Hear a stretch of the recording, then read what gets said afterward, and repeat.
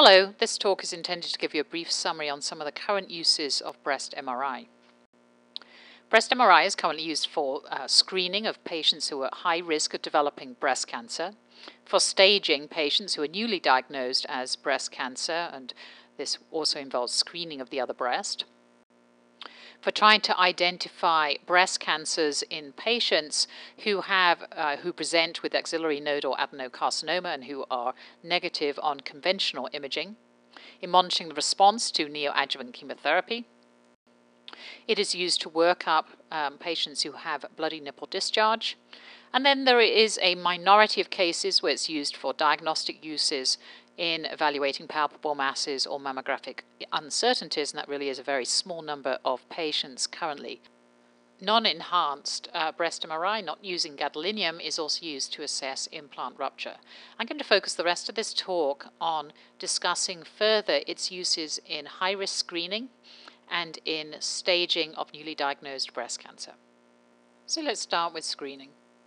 It's important to note that the evidence for screening for breast cancer using breast MRI has only come through studies that have looked at high-risk groups. And so we're defining high risk here as a lifetime risk of greater than 15% to 25%, depending on the particular study. And all the studies have included patients under the age of 69 years, and most have only included significantly younger patients. There's a number of studies out there, some of which I've listed below, but it's important to note that all of these studies have had a variable case mixes in terms of risk, in particular what percentage of BRCA positive patients were included in any particular study. But a combination of these studies seems to show that 3 to 6% of high-risk women will be diagnosed as having breast cancer using breast MRI. And about 10% of patients are called back for additional imaging. About 5% have a benign biopsy, and the biopsy rates are about 2 times that for mammography. A recent retrospective Canadian study of over 800 screening rounds in 650 women came up with the following results: that MR was definitely significantly more sensitive than mammography in this high-risk group. Its specificity, however, is somewhat less, although not terribly less. Its BI-RADS 3 rate as in patients who after MRI were eventually put into a BI-RADS 3 category for short interval follow-up, however, is markedly higher than mammography, and in this particular study the biopsy rate was 6 times that of mammography. Taking all the studies together, MR in BRCA patients detects about twice as many cancers as mammography. The sensitive mammography in this group of patients is 25 to 50%, where MRI sensitivity is more 70, and some studies said 100%, of course. 100% would be somewhat optimistic. Just as importantly, the breast MR detects tumors in BRCA-positive patients that are smaller. They're less likely to have nodes involved and therefore have a better prognosis. However, no study that has looked at breast MR as a screening method has looked at the effect on life expectancy. The markers I mentioned before in terms of size and nodal involvement are being used as a pretty good proxy for life expectancy. And because of the extremely large number of patients which are required to be able to prove changes in life expectancy and the time out that you have to study them, which is usually at least 5 years and preferably more than 10, these large randomized controlled studies are unlikely to be performed using breast MRI. In studies that have looked at quality of life analysis, the higher the risk of the patient that the patient has of developing breast cancer, the greater the benefit, and also the smaller cost per cancer life year saved. And so therefore really only very high risk groups such as the BRCA patients is breast MR likely to be cost effective due to the high expense of the procedure.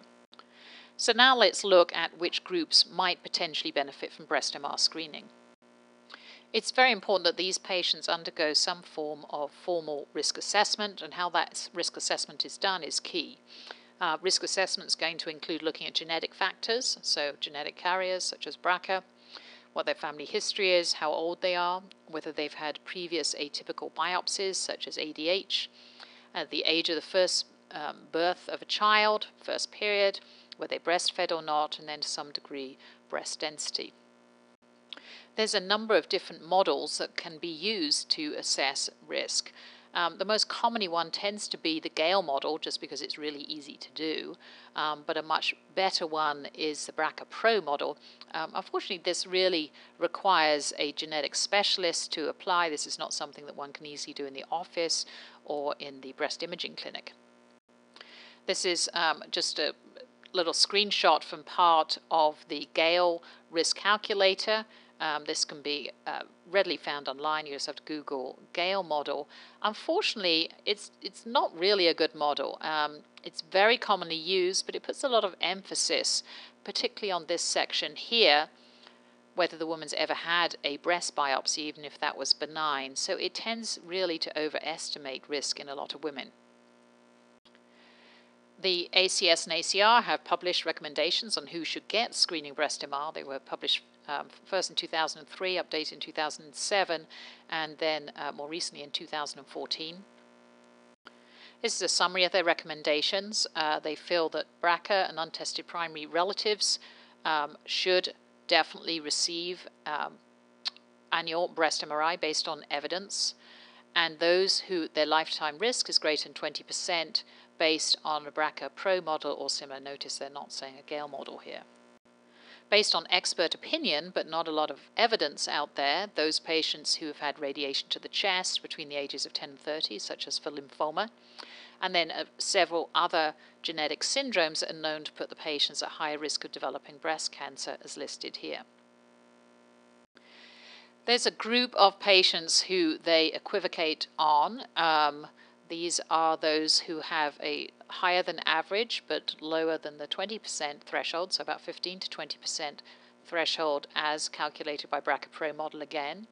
Those who have a history of atypical biopsies in the past, such as LCIS, ALH, and ADH, and just to point out that really ADH has the strongest evidence here. Those who have denser breasts, and women who have personal histories of breast cancer in the past. And finally, they recommend against women who have less than a 15% lifetime risk. A question we often get asked by patients is, could MR replace mammography? Do they still need to come for their regular annual mammogram if they're having a breast MR? And the answer is yes. A couple of reasons. One, when you're reading the MR scan, it really aids in your interpretation of the scan. If you see something that's been benign and stable on the mammogram for many years, or you can identify something as being clearly a lymph node, then that may prevent them having a callback or a biopsy. Second, mammography is still more sensitive for low-grade DCIS, commonly presenting as microcalcifications, so you don't want to miss your opportunity of picking up those in these patients. Just going to give you an example of some of the abnormalities that we have picked up in our high-risk screening group at our institution. These are all patients who were Mammo negative at the time of their breast MRI. This is a patient, she had bilateral areas of enhancement here in her right breast. This ended up being invasive lobular carcinoma, and this small mass on her left ended up being an invasive ductal carcinoma. This patient had this extremely large area of regional non-mass enhancement in her right breast. This was biopsied and shown to be DCIS. She had extremely dense breasts, and a small focus that was also biopsied on the left, which was fibrocystic disease. Just to re-emphasize, it's really important when we scan these patients. Physiological enhancement, particularly in the premenopausal age group, is very common, and it can obscure abnormalities. This lady here was scanned initially in week 4 of her cycle, and you can see she has this marked diffuse enhancement throughout her entire breast. She was then scanned her next cycle in week 2, and at that point we could identify her small invasive ductal carcinoma that was being obscured by the high physiological enhancement previously. So for screening patients, you want to scan them ideally in week 2, days 7 to 14 of the cycle, preferably off HRT for 3 months. If they're high risk, they shouldn't really be on HRT. We leave oral contraceptives alone. The complexities of taking patients off oral contraceptives and the risk of them having an unwanted pregnancy are too high. For staging patients, we do not delay the scan. However, it causes too many problems with scheduling, too many delays in them getting appropriate treatment.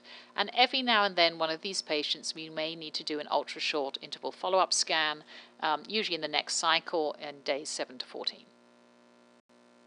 As we said before, MRI has a lower specificity than mammography, and we see a lot of benign stuff, and a lot of benign stuff gets biopsied by breast MR. So these are all biopsy-proven diagnoses.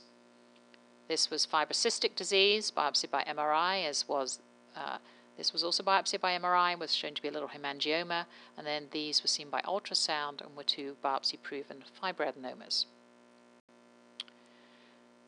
This patient had her mammogram around the same time as her MRs. A 10 millimeter cluster of microcalcifications was seen at that time in her left breast. They were biopsied subsequently and shown to be DCIS. At surgery, she was found to have 10 centimeters of DCIS in her left breast, which, as you can see here, was all low grade. We are seeing very little enhancement of this left breast at all. I think I probably would have just blown it all off as being physiological. And biopsies come with consequences sometimes. This little enhancing mass here was biopsied, shown to be a fibroadenoma, and the patient got a fairly significant breast abscess afterwards. Not our institution as it happened, but it could have happened to us. I'm going to move on now to the use of MRI in staging. There's certainly quite a lot of evidence for the use of breast MRI for staging patients with a new diagnosis of breast cancer. There have been studies going back over the last 15 years or so which have very consistently shown that there are additional unsuspected malignancies. These are all patients who have had mammograms and biopsies previously in between 6 and 26% of patients, with a mean that's pretty been consistently around 16%. I've just named a couple of the studies here. In addition to foci, unsuspected foci in the ipsilateral breast, we find another cancer on the other side in 3 to 6%. So, when you look at this evidence, you can certainly see how management may be affected fairly profoundly by breast MRI. Fisher et al. In 2004, with a 40-month follow-up of patients, found that 1.7% of those who'd had a breast MR developed contralateral cancer, as compared to nearly 5% of those who did not. We looked at the effect on management of a couple of hundred patients at DHMC, and concordant with the other studies, we found in 19% of patients additional malignancies, about 15% ipsilateral and 4% contralateral. Out of those 15% of patients in whom we found an additional malignancy ipsilateral, nearly a third of them changed to mastectomy, with 44% changing to having a wider local excision or having an additional needle loc required. Just to show some examples from this particular study, this was a patient who had a fairly large but potentially resectable, palpable mass in her right breast. However, the MR showed multiple additional foci in a different quadrant of the breast, so she had unsuspected multicentric disease, and she was changed to mastectomy. Another similar patient, again with a fairly large palpable mass in the right breast, this unsuspected foci in another quadrant. Again, she decided to change from having local resection to a mastectomy. Now, many of these patients nowadays would probably go and have 2 lumpectomies or even 3 in this situation. In this patient, this particular cancer was known about, as was this, but we didn't know about these other 2 additional foci. They were, however, all within one quadrant, so it's multifocal disease rather than multicentric, but she again went to mastectomy. By ultrasound, this patient had a 10 millimeter invasive ductal carcinoma, not shown in this image, but what we didn't know about was the segmental involvement here with non-mass enhancement, which was shown to be DCIS. In this patient, we knew about this area of DCIS. We did not know about this area of DCIS prior to the MR, and she went to a larger excision. These were a good 2 centimeters apart and would not have been excised had we not known about that. In this lady who had an extremely extensive left breast invasive ductal carcinoma, we found this small invasive ductal carcinoma on the other side. She had a left mastectomy and a right lumpectomy. This lady has a known left breast invasive ductal carcinoma, and the MRI showed a previously unknown contralateral invasive lobular carcinoma. So it's easy to get very focused on these types of studies that show a lot of unsuspected disease, both ipsilateral and contralateral, in patients who have new breast cancer diagnoses, and it's very easy to make the case for performing a staging MRI based on these, but it turns out to be much more controversial than that. Dr. Morrow et al. In The Lancet in 2011 has an interesting review of some of these controversies. Unquestionably, breast MR seems to lead to increased number of biopsies in these patients, a certain amount of increased anxiety, and then variable data showing increased rates of mastectomy. We did not see that in our particular data. And we don't know that we're actually saving lives doing this, and that's the real crux of the matter. So if breast MRI is showing us much better at the time of staging, the size of the tumor and then the presence of any other coexisting lesions, the re-excision rate following initial surgery should decrease. And unfortunately, a couple of large randomized controlled trials in Europe, the COMIS and the MONET trial, showed that breast MR had no decrease on re-excision rates in these patients. It also follows on, therefore, that there should be a decrease in the percentage of patients who present soon after breast surgery with a recurrence within the first few years after surgery, if MR is detecting these either satellite lesions or other lesions within the same breast. This, however, has not been shown to be so, that the recurrence rate is about 4 to 7%, and that is independent of whether the patient had a preoperative staging breast MRI.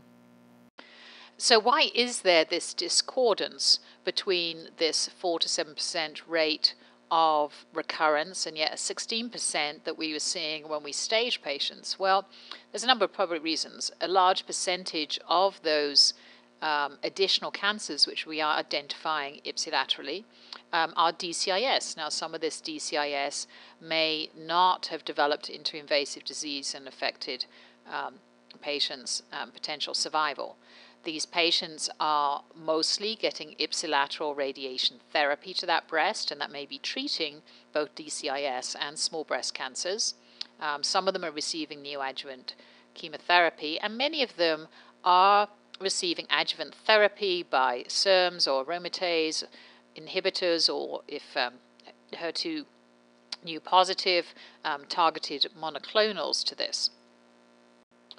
And all these therapies, radiation therapy, neoadjuvant and adjuvant therapy, have all shown to significantly decrease the rate of recurrence. So we're probably treating a lot of these cancers even if we didn't know about them.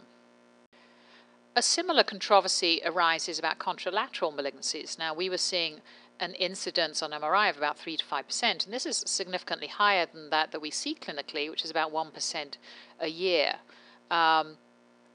A study by Solin et al. Looked 8 years out from diagnosis, and they had found both MR positive and MRI negative patients to each have about a 6% incidence of contralateral cancer. So in other words, it wasn't really affecting whether they presented with a contralateral cancer or not, despite having had this initial staging. Why the discordance? Well, similar to the reason that we see this discordance for ipsilateral cancers.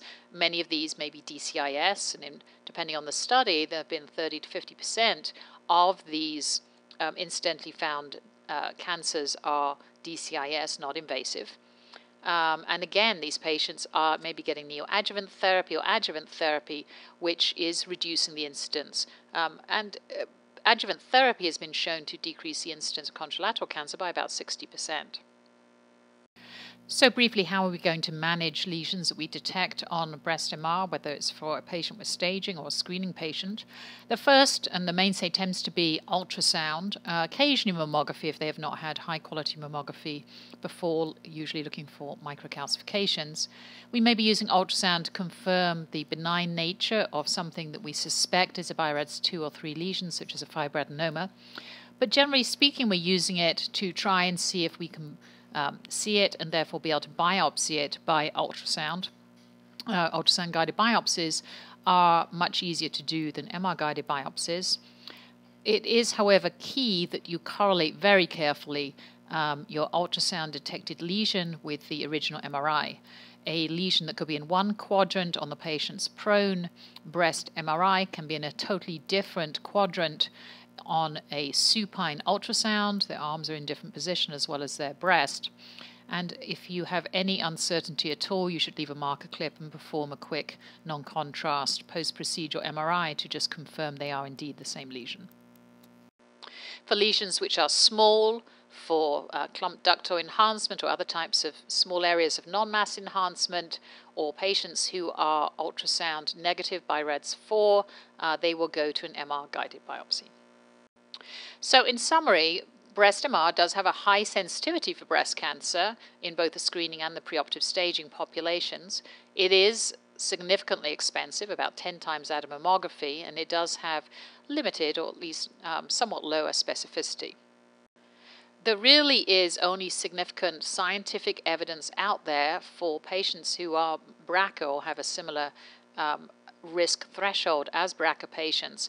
And again, as I just said before, though we know that we're picking up cancers in these patients at a much higher rate, and they are smaller and less node positive cancers, we don't really know their long-term effect on survival. It's not been proven by a randomized trial. And finally, the use of breast MRI for staging patients with new diagnosis of breast cancer remains highly controversial for the reasons that we have discussed. That's the end of this talk. Thank you very much. There'll be a separate talk on some of the other less common uses of breast MRI.